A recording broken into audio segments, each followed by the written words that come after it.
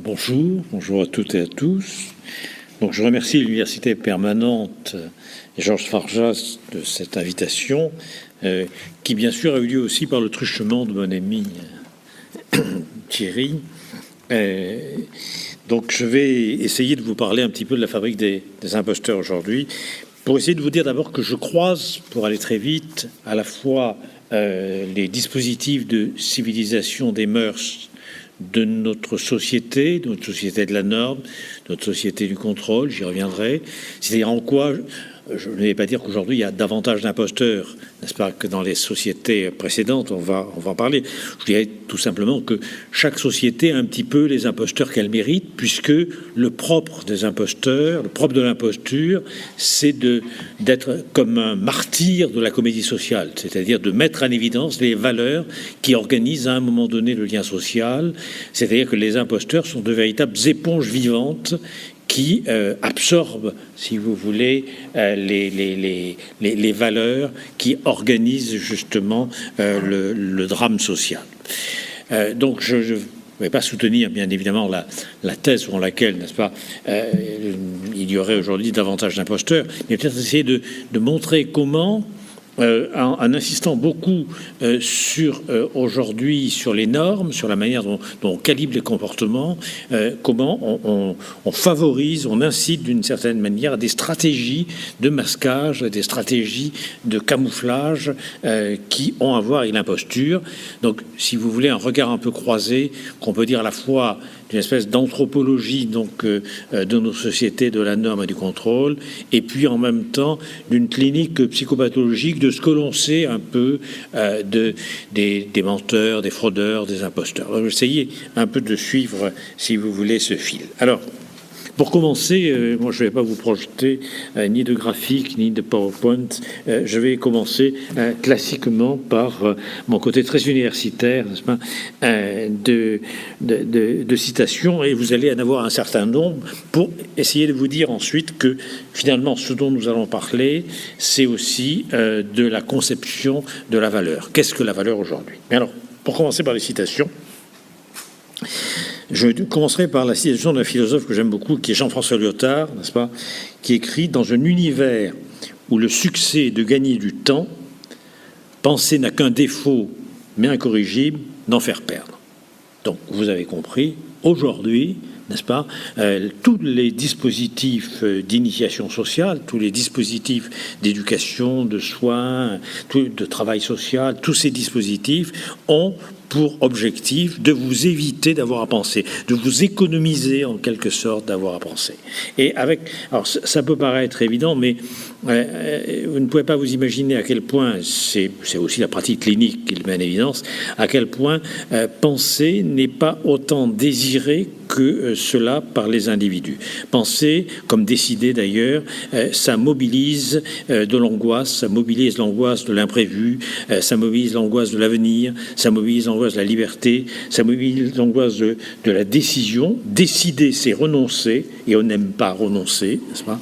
Décider, c'est renoncer, et renoncer d'une certaine manière dans la culpabilité. Donc c'est peut-être ce qui fait que finalement on se coule relativement facilement dans tous ces dispositifs de colonisation des mœurs qui sont des espèces de programmes de vie, de modes d'emploi, si vous voulez, de protocoles calibrés.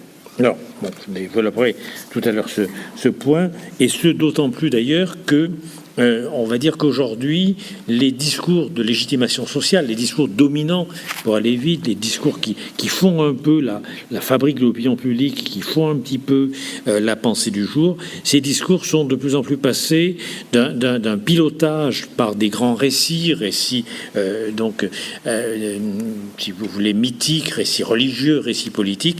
Aujourd'hui, les discours de légitimation sociale, les discours de pilotage de gouvernement des individus et des populations, et moins du côté du savoir narratif, des grands récits, encore une fois, que du côté des savoirs non narratifs, c'est-à-dire les chiffres. Notamment les chiffres et les lettres. Bon, l'exemple même, on pourra en reparler tout à l'heure au cours peut-être du débat ou dans le fil de mon exposé, puisque je ne sais jamais avant ce que je vais bien sûr dire lors d'une conférence. C'est une vieille tradition qui dure maintenant depuis des décennies chez moi, n'est-ce pas? Donc j'ai des fragments, mais je ne sais pas encore ce que je vais vous dire.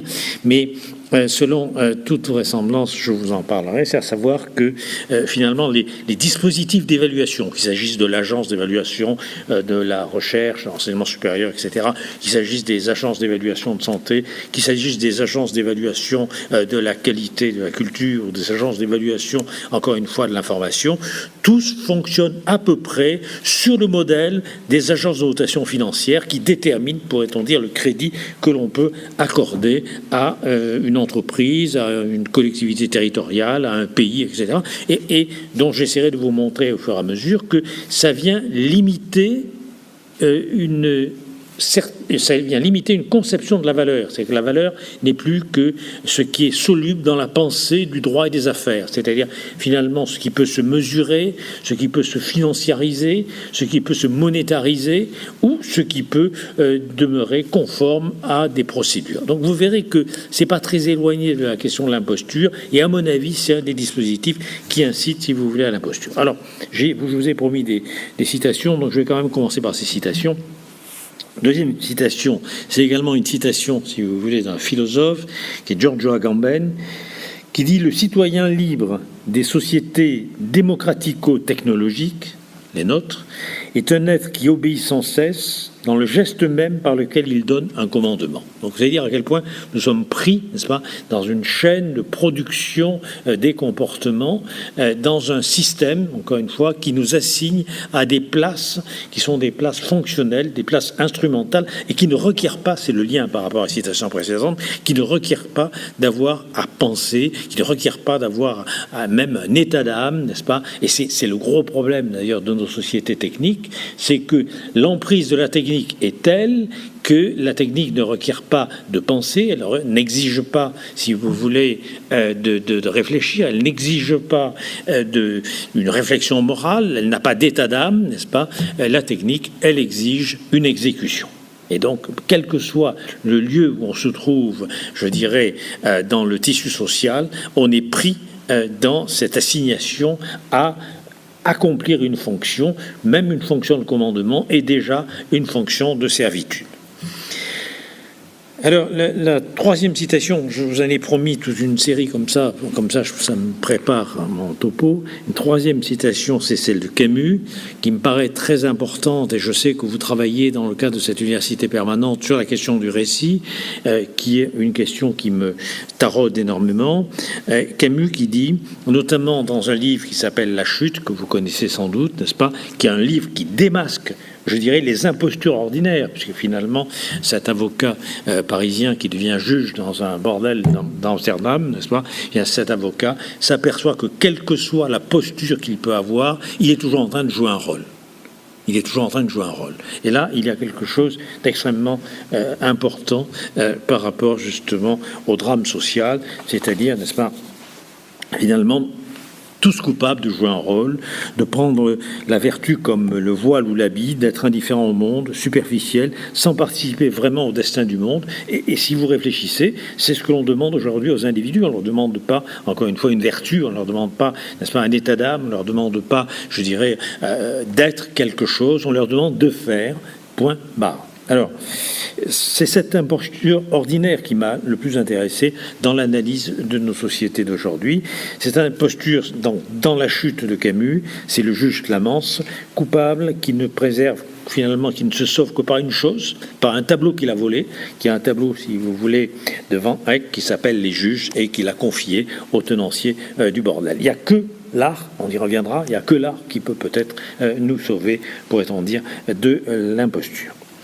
Alors, cette phrase de Camus dans La Chute me paraît très importante. Nous avons remplacé le dialogue par le communiqué. C'est la raison pour laquelle aujourd'hui, je pense que nous ne sommes pas encore et toujours dans une démocratie. Nous sommes dans des formes dégénérées de démocratie, c'est-à-dire dans des démocraties d'expertise ou dans des démocraties d'opinion.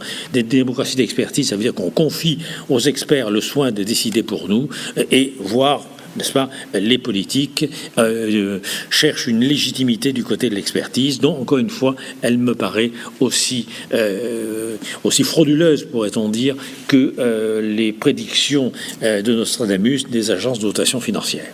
Ou bien, encore, n'est-ce pas, une démocratie d'opinion, c'est-à-dire qu'on gouverne sous la pression des lobbies, on gouverne, n'est-ce pas, en fonction de l'opinion publique, et du coup, les élections démocratiques ne sont rien d'autre que des sessions de rattrapage des sondages d'opinion. Nous sommes là dans quelque chose où s'effondre, pourrait-on dire, le pouvoir de la parole comme constitutif d'un espace démocratique. Qu'est-ce que c'est que la démocratie? Depuis le début, n'est-ce pas, la démocratie, ça n'est rien d'autre que la capacité de gouverner par le débat, de gouverner par la discussion, c'est-à-dire d'accorder un certain crédit, et on verra le rapport avec l'imposture, un certain crédit à la parole, une certaine confiance à la parole. On a encore d'ailleurs chez Camus des phrases très fortes de ce côté-là, quand Camus dit dans son éditorial de combat du 19 novembre 1946, n'est-ce pas, où il dit à un moment donné, n'est-ce pas, cette éternelle confiance de l'homme dans le langage de l'humanité, dans le langage de l'humanité, qui lui fait penser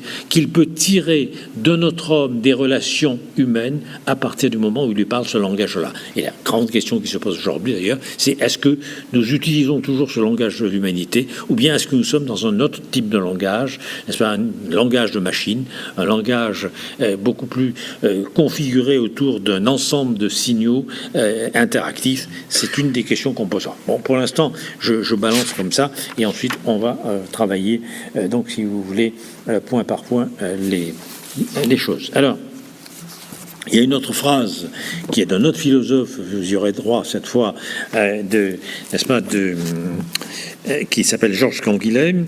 Je sais que Thierry Patrice aime beaucoup aussi Canguilhem, n'est-ce pas, et qui me parle de ce qu'est, n'est-ce pas, de ce qu'est aujourd'hui, si vous voulez, cette force de la norme, encore une fois, et qui finalement donne une certaine vision du monde social.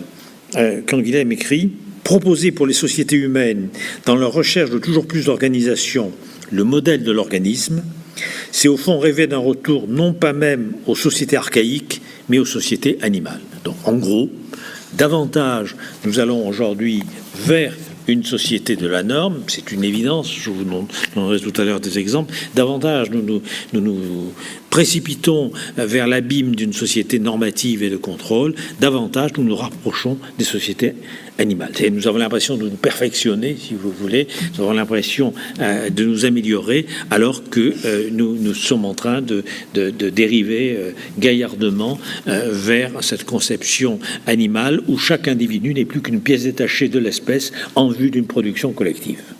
C'est-à-dire nous perdons justement ce qui fait la singularité, si vous voulez, de l'humain, c'est-à-dire son extrême vulnérabilité et sa capacité de faire de la vulnérabilité le lieu même de sa dignité. Alors, comme j'ai quand même promis de parler un petit peu de mon bouquin, je vais vous en parler un petit peu, et pour démarrer, je vais vous parler de quelqu'un que j'aime bien, n'est-ce pas, qui est, si vous voulez, qui est Guy Debord, la société du spectacle et de la marchandise. Ses analyses sont toujours encore très visionnaires.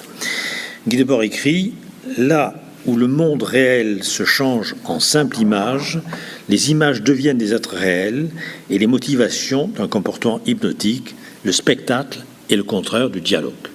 Aujourd'hui, nous sommes dans une société du spectacle, nous ne sommes plus dans une société du dialogue, et c'est bien évidemment de cela dont meurt gaillardement notre démocratie. Alors, un mot quand même, donc vous avez compris un petit peu mon angle d'attaque, je ne sais pas si je suis très clair, parce que comme je ne vous connais pas, il faut toujours un petit peu pouvoir s'adapter, ça aussi c'est une question d'imposture, parce que finalement c'est s'adapter, n'est-ce pas, à l'attente de l'autre. Qu'est-ce que c'est que l'imposteur d'ailleurs? C'est celui qui a parfaitement trouvé le moyen de s'adapter à l'attente de l'autre. Regardez tous les grands cas d'imposture. Frédéric Bourdin, n'est-ce pas, Francis Afzagal, etc. C'est celui qui sait parfaitement s'identifier à l'objet du désir de l'autre et qui sait répondre, donc tout à fait, si vous voulez, à ce que l'autre attend. Alors, je vous ai dit tout à l'heure, pour commencer, parce que comme j'ai toujours pas commencé mon topo, je regarde en même temps. N'est-ce pas, je vous ai dit tout à l'heure quelque chose de relativement simple et compliqué à la fois, c'est que chaque société a les imposteurs qu'elle mérite. Bon, ça veut dire quoi? Ça veut dire que, par exemple, si vous prenez Tartuffe ou l'imposteur, la formidable pièce de Molière, n'est-ce pas? Si vous prenez Tartuffe ou l'imposteur, on voit bien que pour répondre à la demande de l'autre, qui est une demande, bien sûr, de croyants, de personnes qui ont la foi, il s'agit de faire tous les signes, d'accomplir tout le rituel, tout le cérémonial qui accrédite la thèse chez l'autre, selon laquelle je suis un dévot, quelle que soit par ailleurs, bien évidemment, ma foi ou son absence, n'est-ce pas? Et donc, par conséquent, on voit très bien, si vous prenez des histoires d'imposteurs tout au long des siècles, c'est très intéressant parce qu'on voit très bien que la stratégie d'imposture varie énormément en fonction des valeurs, des religions d'une époque, par exemple, en fonction des mythes d'une époque.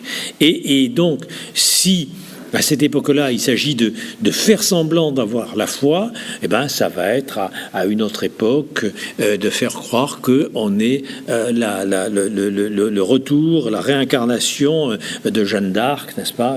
Et donc s'identifier, si vous voulez, à Jeanne d'Arc, ou à d'autres époques, on va faire croire on va emprunter en faisant croire qu'on a découvert au Mexique ou en Nouvelle-Calédonie un trésor formidable et que donc on peut prêter de l'argent sur la base de ce trésor que l'on va faire venir. Donc vous voyez, ou bien alors, pour vous donner encore un autre exemple d'imposture bien connu, c'est ces personnes qui vendent des morceaux de Tour Eiffel aux touristes en faisant croire, n'est-ce pas, que l'État étant en difficulté a décidé de brader un certain nombre de monuments publics et que c'est la bonne affaire, n'est-ce pas, d'acheter des morceaux de Tour Eiffel. Donc, vous voyez, on voit vraiment comment, si on ne tombe pas dans une espèce de stigmatisation morale consistant à dire que c'est très mal de mentir, c'est très mal de frauder, c'est très mal d'être un imposteur, on s'aperçoit que finalement l'imposteur, c'est le miroir d'une société. Il renvoie en quelque sorte ce qui reflète, si vous voulez, ce sont les valeurs d'une société, ce sont les valeurs en cours, c'est-à-dire celles qui effectivement comptent. Alors, on peut aujourd'hui, par exemple, s'étonner que tel ministre du budget chargé de lutter contre la fraude fiscale puisse être suspecté lui-même de mensonge, puisse être suspecté lui-même, si vous voulez, de frauder, etc. On peut s'étonner, encore une fois, que tel rabbin qui représente une autorité morale, finalement, ait triché sur ses diplômes et fait écrire ses livres par, entre guillemets, des nègres, voire, n'est-ce pas, lesquels avaient plagié d'autres bouquins. On peut s'étonner que l'ex-ministre de la Recherche et Enseignement supérieur allemande, proche d'Angela Merkel, soit contrainte à démissionner parce que l'université lui a retiré son doctorat en l'accusant de fraude, n'est-ce pas, pour plagiat. On peut s'étonner que tel avocat très célèbre ayant défendu Saddam Hussein soit lui-même, n'est-ce pas, un escroc. On peut s'étonner que tel économiste du Portugal qui a couru sur toutes les scènes médiatiques possibles et inimaginables, n'est-ce pas, en disant que l'austérité était une erreur fondamentale, en démontrant par X, Y et Z que... Bon, et on peut s'étonner, mais... finalement, si vous réfléchissez, ils ne font que révéler ce que l'opinion attend.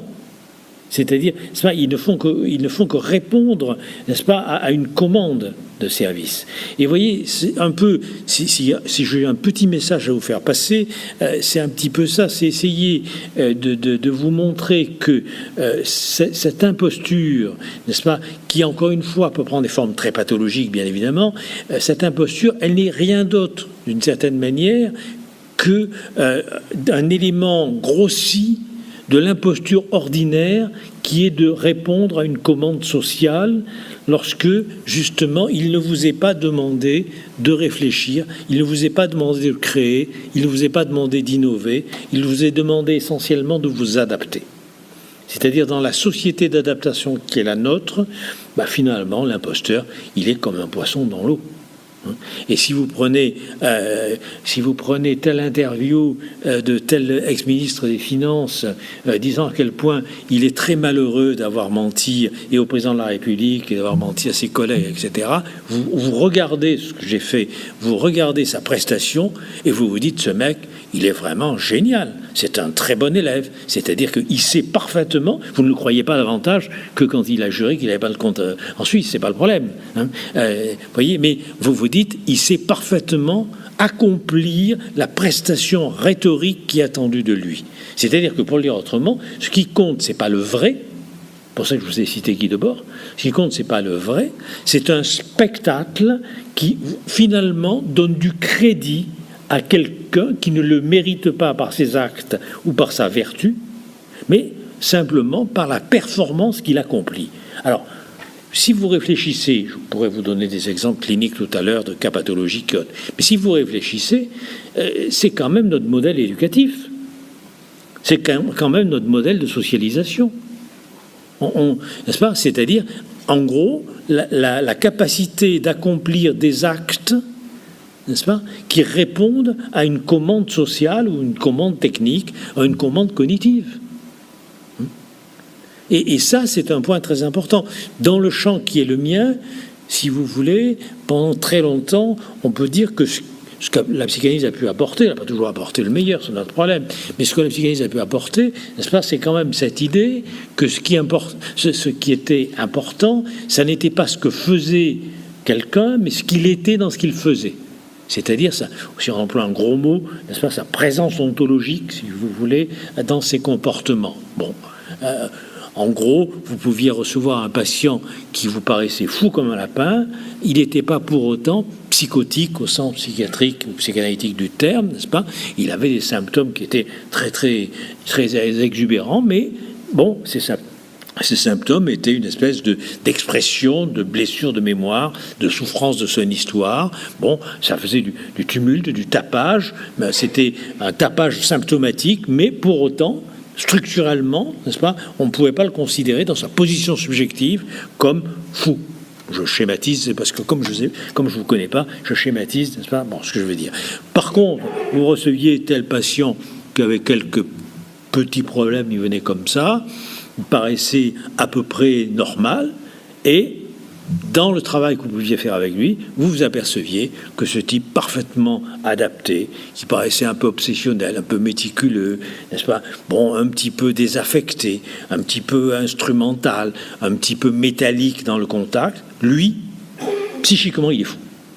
C'est-à-dire que, n'est-ce pas, il est psychotique. C'est ce qu'on appelle une psychose blanche, je parlais très vite. Bon, ben, si vous voulez, en gros, ce que donc ce point de vue pouvait apporter, c'est que ce qui comptait, c'était pas le comportement d'un patient, c'était ce qu'il était dans sa manière de se comporter, c'était sa position subjective.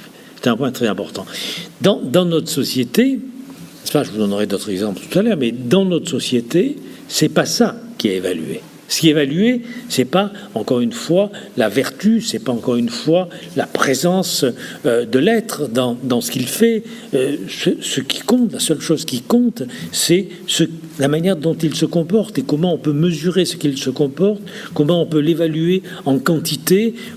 C'est la seule chose. Alors, peut-être que je vous en parle tout de suite, comme ça sera fait. N'est-ce pas ?